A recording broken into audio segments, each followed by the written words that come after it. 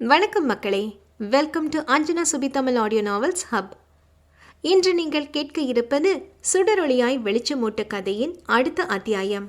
கதையின் குரலாய் நான் கிருத்திகா ராஜ்.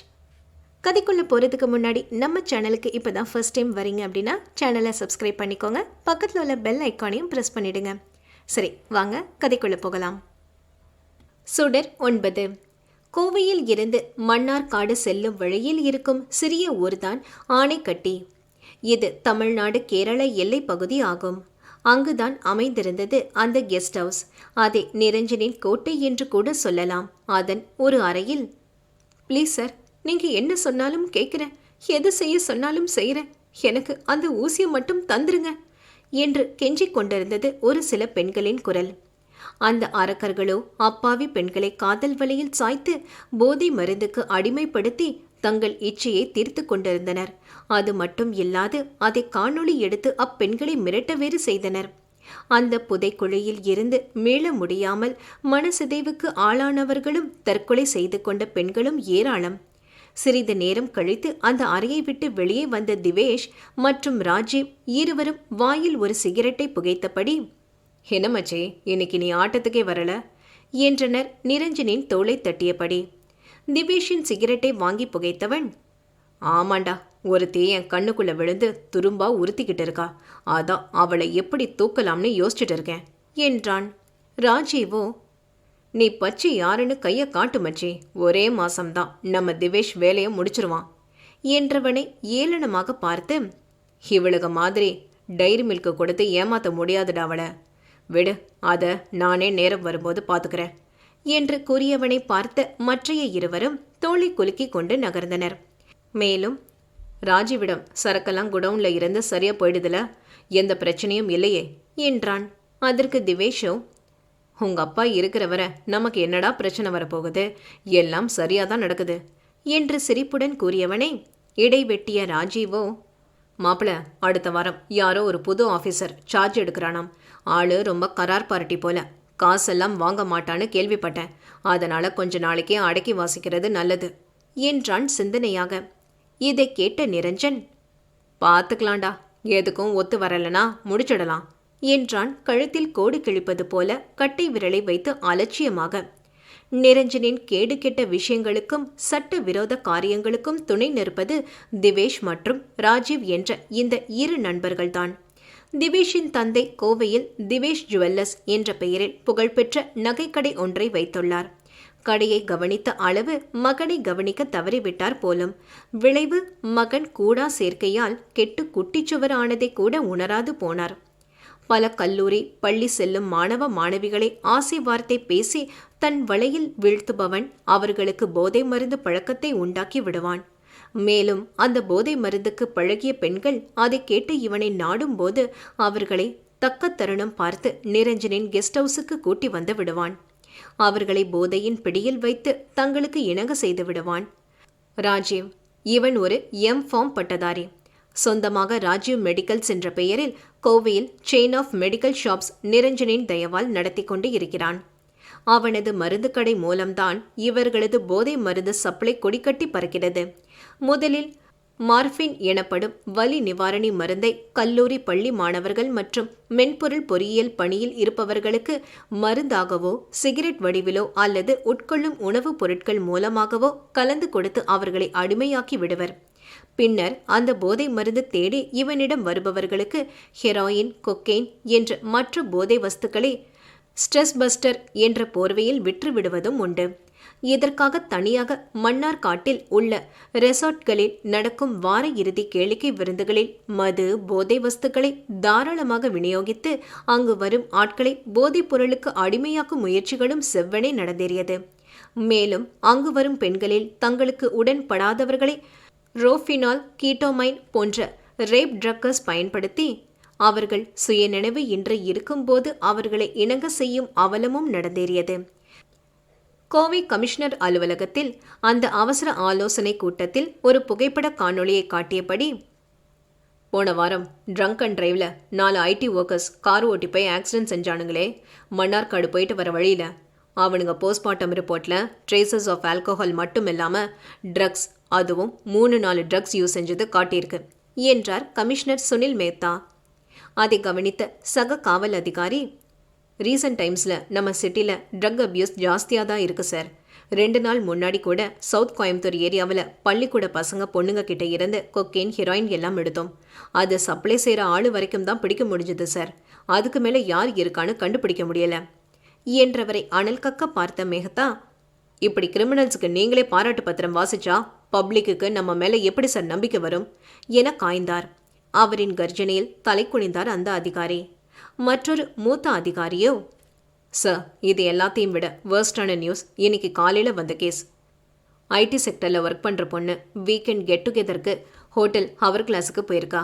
யாரோ அவள் குடித்த கூல்ட்ரிங்க்ஸில் ரேப் ட்ரக் கலந்து அந்த பொண்ணை சுயநினைவு இல்லாதப்ப கற்பழிச்சிருக்காங்க. யாருன்னு அந்த பொண்ணுக்கே தெரியல, ஞாபகம் இல்லைங்கிறா. அப்புறம் பிளட் லிஸ்டில் தான் தெரிஞ்சது கிளப் ட்ரிங்க்ஸில் ரோஹிப்னால கலந்துருக்கானுங்க.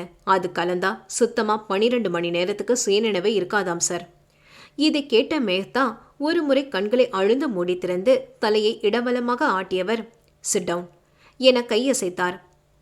இந்த நெட்வொர்க் பின்னாடி கண்டிப்பாக அரசியல்வாதிகளும் பணபலம் படைச்சவங்க இருக்க வாய்ப்பு இருக்கு. ஸோ இந்த கேஸை ரொம்ப கான்ஃபிடென்ஷியலாக ஹேண்டில் செய்யணும். அதுக்காக ஒரு ஸ்பெஷல் டீம் அப்பாயின்மெண்ட் செய்கிறேன் என்ற மேத்தா 5 காவல்துறை அதிகாரிகளை நியமித்தார். இறுதியாக, meet mister Vetrivendhan, the head of this mission. Already Chennai drug mafia case handle செஞ்சது இவர்தான் என்று மற்றவர்களிடம் அறிமுகம் செய்தார். வெற்றியிடம் திரும்பி, இப்போ புரிஞ்சிருக்குமே வெற்றி, உங்களுக்கு ஏன் அவசரமாக சென்னையில் இருந்து கோவைக்கு டிரான்ஸ்ஃபர் கொடுத்தோம்னு என்றார் ஒரு அர்த்த புன்னகையுடன். வெற்றியோ அவருக்கு ஒரு ஆழ்ந்த பார்வையுடன் கூடிய தலையசைப்பை தந்தவன் தனக்கு கீழ் நியமிக்கப்பட்ட காவல் அதிகாரிகளிடம் கூட்டத்தில் விவாதித்த 3 கேஸ்களின் அறிக்கைகளை தயார் செய்யுமாறு உத்தரவிட்டான். மீட்டிங் முடிந்து வெளியே வந்தவன் கேஸ் சம்பந்தமான கோப்புகளை பெற்றுக்கொண்டு தனக்கு கீழ் பணி செய்யும் அதிகாரிகளிடம் ஏதோ கட்டளை பிறப்பித்துக் கொண்டே தன் அலுவலக வாகனத்தை நோக்கி நடக்க, அப்போது பார்த்து அவன் கைபேசி இசைத்து அவன் பேச்சை தடை செய்தது.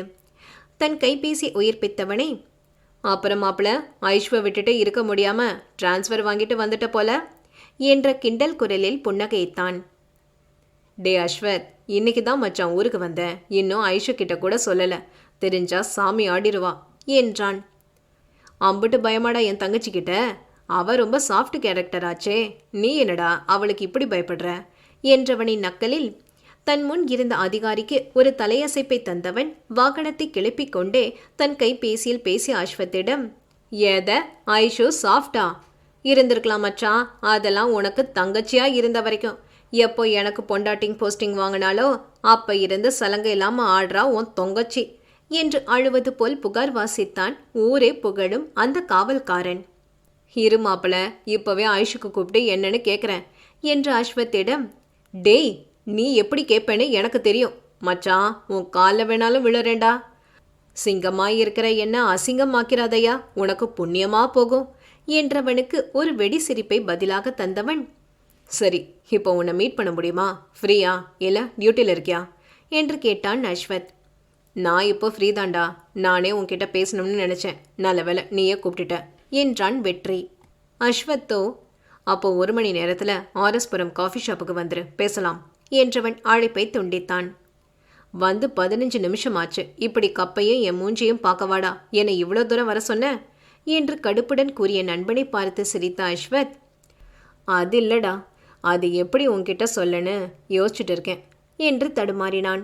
அஸ்வத்தை வேற்று கிரகவாசி போல பார்த்த வெற்றி, டேய் என்னடா புதுசாக வெக்கமெல்லாம் படுற என்று நெஞ்சில் கை வைத்தான்.